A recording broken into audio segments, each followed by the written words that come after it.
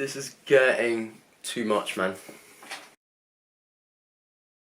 Hi, how are you? My name's Ed, and some of you guys might actually know me as T2D on Instagram. I'm actually a car photographer around West Sussex, the UK. I've been doing it for about 4 years in total. And just a quick history behind how I got into photography. Basically, ever since I got my first car, which was a Vauxhall Corsa, pretty sure it was like 2008 or something like that, so it was kind of like the old shape. I just always got into taking pictures of it, taking care of it. I kept that car for about a year or so. After that car, I picked up a Polo. It was a red VW Polo. Kept that car, was always doing pictures on my phone here and there. After that car was actually a Mercedes, and that's where it really kicked off. This is like kind of, because it was an A-class, it was a lot better of a car to shoot. So as I started shooting and taking care of that car, I kept getting people coming in to me and asking me if I could do pictures of their cars. And I thought, you know what, great opportunity to get something started, and I enjoy doing it as well, so why not? So for about 2 years of doing that, taking pictures of people's cars and just getting to go in different cars and these sort of things, I thought, you know what, there's potential here to make a little bit of money. And that's when I decided to start charging. But I didn't charge straight away. It was one of those things that I had to get used to first and just sort of do it as a hobby. I personally wouldn't recommend you to maybe, like, let's say if you start doing it like 2 or 3 months ago, don't jump into charging it, because if you do, you're not going to enjoy it as much as you normally would, and sometimes you're going to get so manipulated by making money, or you're just going to feel like, I've got to make some money out of this. You're not going to put 100% effort into making yourself a better photographer, if that makes any sense. So just a quick tip there. I mean, it just sort of went up from there. Basically, the reason for me making this video is I've constantly had people asking me on Instagram about my camera equipment, what sort of settings I use, if I have any tips, how I edit my pictures, and I just feel like it was about time I made a YouTube channel. For example, with this, I'll definitely be looking at maybe bringing you guys, so the camera with me, to any shoots. So I've been doing dealership shoots, so I've worked with Porsche in Portsmouth, I've done some photos with Aston Martin, pretty much a lot, like most cars that you can think of. I've done a lot of JDM cars, car on bags, car events, so I have like a rough idea of what I'm doing. Just a quick disclaimer, I will be showing you and talking about all of the camera equipment I have. However, the tripod that I normally use for any shoots, any videos, is currently being used to use my second camera, to hold my second camera, and one of my light boxes I'm using it for light. I do have a second light box, exactly the same one as this, because they come in a pair, which I'll be able to show you. Oh, my camera's upside down. There you go. Right. So, starting off, camera body. A lot of people out there, so mainly car photographers, they use the Sony A7 Mark III to shoot. However, I've picked up this camera about 6-7 months ago. I was on a tight budget. This camera does everything I need it to do. It has the self-stabilization inside the camera body, and obviously in the lenses. A lot of cameras nowadays tend to have it. But I mean, it's a great camera. I cannot put any fault in it, and even though I don't even know how old it is, but it's quite old. It still does the job great. It's definitely better than the 2 cameras that I had before, especially the one I started with, which was a Nikon D5100. So that's the one I started with, and then the upgrade from that was a Nikon D7100. That's it. Great cameras. I mean, the first one I had, I kept it for 3 years actually. So I actually started charging for some of my shoots, still using that camera. So you don't need expensive equipment to start off, but it does kind of help. Like, once you get into it and you start working with the settings and you know what you're doing, you kind of start realizing where the difference really is. So great camera, it does a job for me, and I don't think I'll be upgrading anytime soon. I love it. So let's talk about lenses. I've only actually got 2 lenses for this camera. As I said, it's a new camera, and I haven't actually had the chance to kind of upgrade them into bigger lenses, so potentially in the future I will. First lens that I actually picked up for the Sony when I bought it is the 50mm 1.8. This lens is just amazing. I mean, if you're talking about car photography, ask anyone, it's just a great lens to have. It's great to use it on like an all-around sort of thing. It does, I tend to find, great interior shots, exterior shots, detail shots. I mean, I love it, and for the price you can't complain. I'm pretty sure I paid £149 on discount at the time, so it was a great purchase. After I picked up that camera, I've actually been invited to do a few weddings. I've done 2, and first one went great, loved it, even though I was very nervous because I've not done anything like that before. Second one I was a little bit more comfortable.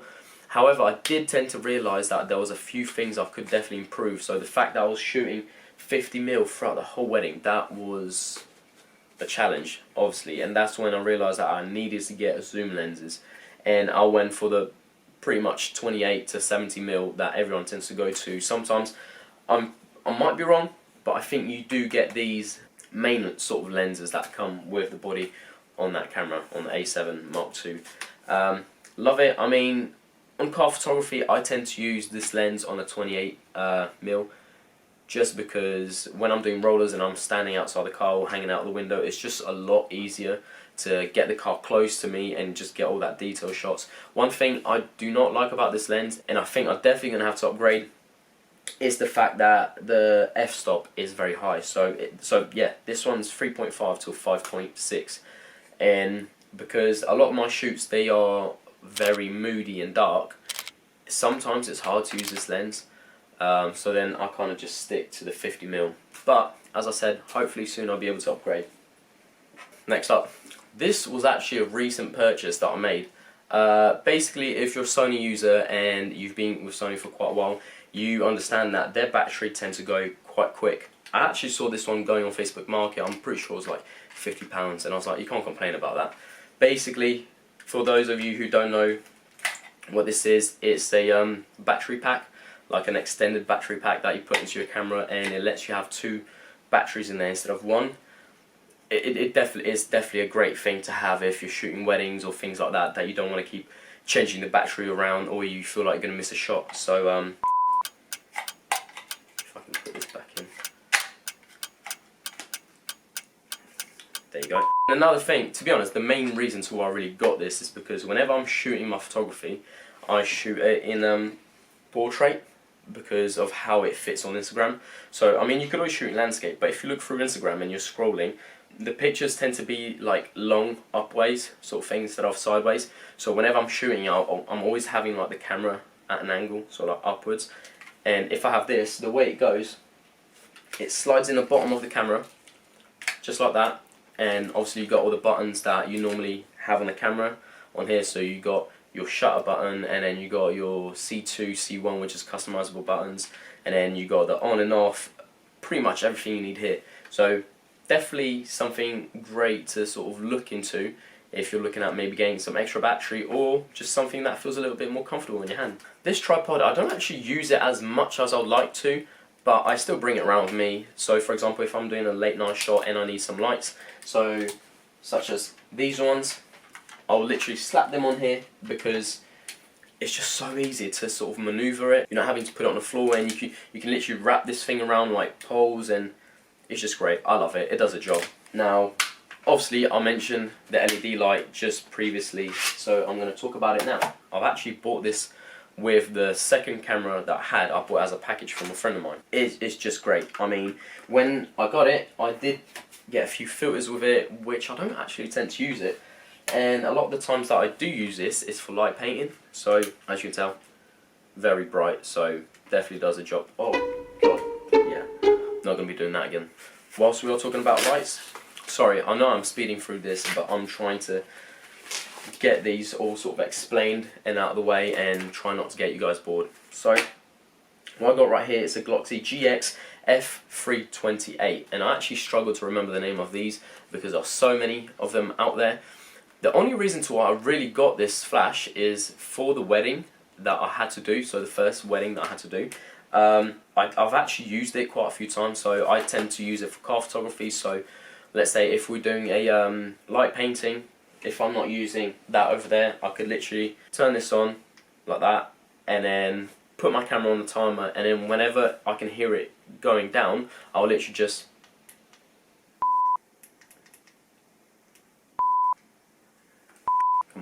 You got this. Come on. Oh, okay. There you go. So, yeah, I do that whenever I'm not using, or let's say if I forget the flash, the LED light at home, I'll bring this bad boy with me. Another thing which I have, DJI Mini 2. This thing is just incredible. Obviously, I don't use it as much as I wish I did because it is mainly used for video. It records in 4K, it lets you shoot in RAW, which if you're a photographer you know how important it is to shoot in RAW. So I tend to mainly use to like get B-rolls or these sort of things, but it's just nice to have the option to be able to get those sort of high angle shots. Let's say, so if you've got a car in the middle of a forest and there's some trees around it and you want to highlight that car, you literally throw this bad boy up and just have the camera looking straight down, take a snap, and it's just great. I love it. I wish I used it more, but I still tend to use it. Before I forget, if you're a car photographer or you want to be a car photographer, you definitely, I cannot stress enough how much you need one of these. So basically these are CPL filters, and if you don't know what CPL filters, they are there to block any sort of reflection. So if you're shooting a car and you see all that reflection of the sky on the window and you don't want that, you want it to look nice and clean, or you want to shoot through it, you put one of these on. And how it works is half of it tends to cut out some of the highlights and the other half it just stays normal. So for example, if you want the front of the car to be nice and smooth, twist the filter till the reflection's gone. Once it's gone, twist it back to the other place so that the rest of the reflection's gone. And what I tend to do is I'll throw both images on post, slap them together, and that way I have the whole car with no reflections. Not only are these used for car photography, these are great for shooting things such as water photography, so like landscape, or if you're doing any photographies of the sky. It just makes it look a lot nicer and it gives you that sort of film look. So finally, the tripod that I actually use on my photography and videos is a Didier K125. I had to look at the name because I can never remember it. I'm terrible at remembering things. It's great. So I've had about 3 or 4 tripods before, and they've all been the ones where it's like the little arm that you got to sort of unclip and then put it in and things like that. They did the job, but they weren't so great. Whereas this one is actually fully carbon fiber, and on the legs, instead of unclipping, is literally just a twisty little wheel that you undo, fold it, twist it again to tighten it up, and it's got quick release, so it has everything that I need. And the best part is, because it's carbon fiber, it's extremely light, so I can just throw it onto my backpack and just carry it around, which is a good thing and a bad thing. So good thing because it's extra light and it doesn't give you backache and sort of having to carry it, and it's nice and sort of small. But the bad thing is I take this tripod everywhere, and the amount of times I've forgot this tripod in places just because it doesn't make a difference on your bag. Normally I strap it to the side of my bag on here and carry it around with me, but then sometimes I get home and like, no. Luckily it was still there. As I mentioned, talking about light boxes, I've actually picked these up about 2 months ago, so I'm still kind of learning to use them. They are great for videography, as you can tell. Let me give you an example. So right now, I have my lights on, well lit right now, so it doesn't look too dark. But if I turn this light off,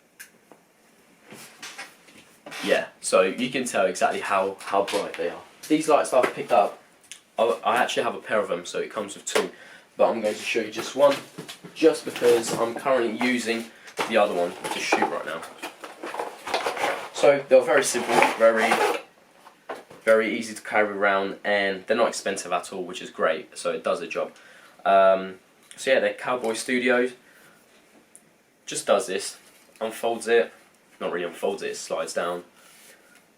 To be honest, when I picked this up, I didn't expect them to be very well made, but they do a great job. I've taken them out when I've been shooting out in windy days, and they do a great job. And they're extreme, they really do go high height sort of thing. Like, these are huge. I'm pretty sure this is like twice as high as me. So yeah, definitely one of my best purchases, just because when you're doing lighting, it is very important to kind of get it right when you're doing photography or video. So love it, can't complain, and I think I've only paid £30 for it. I mean, can't go wrong with that. With it, you get these photography lights.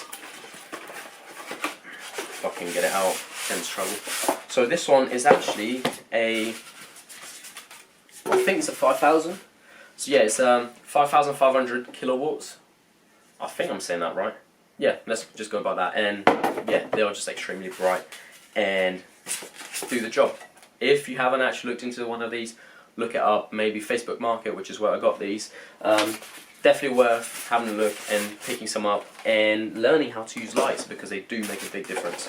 So last but not least is the camera that I'm using right now. It's a Lumix TZ, however you want to say it. So TZ 90. It shoots in 4K, and I've picked it up about a week ago just mainly to do this sort of thing, and does a great job. You might not be seeing much of it around just because it's going to always be the camera that I'm going to be recording whilst I'm doing shoots. So yeah, I still thought I'd mention it. Just to finish this video off, the whole plan of where this channel is going to go is just kind of being able to take you guys with me to photography shoots, and so let's say if we go to dealerships, I'll be able to bring you with me so you can see behind the scenes, like point of view, how I edit my pictures, how I shoot them, what settings I have. So I am by no means professional, but I would love you guys to stick around and learn a little bit more with me. I mean, during that time, if there's something that I said wrong or I haven't learnt yet, I would really appreciate if you guys could just drop a comment so that we can kind of learn together. And yeah, I mean, I appreciate your time for checking this video out, and I hope you subscribe. Let me know. I'm always happy to listen to creative criticism, and yeah, see you in the next video. Thank you.